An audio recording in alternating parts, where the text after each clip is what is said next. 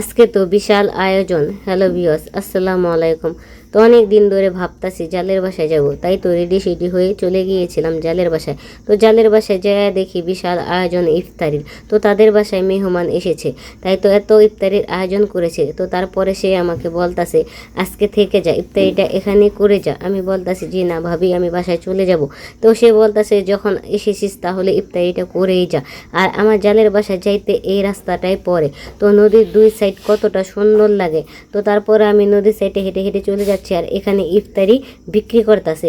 তো আমি জালের বাসায় যাওয়ার পরে আমার ভাস্তিটা খুব খুশি হয়। তো ভাস্তিটা বেশিরভাগই আসতে দিতে চায় না। তারপরে কি করার, চলে আসবো। তো আমি চলে আসতেছি, তো দেখেন কত সুন্দর নদী। আর বাসায় আইসা ভাবলাম যে রিজিক কার কখন কোথায় থাকে কেউ বলতে পারে না। ভেবেছিলাম আজকে ঘরে ইফতারি করব, কিন্তু জালের বাসায় যেয়ে ইফতারিটা করলাম। আল্লাহ হাফেজ।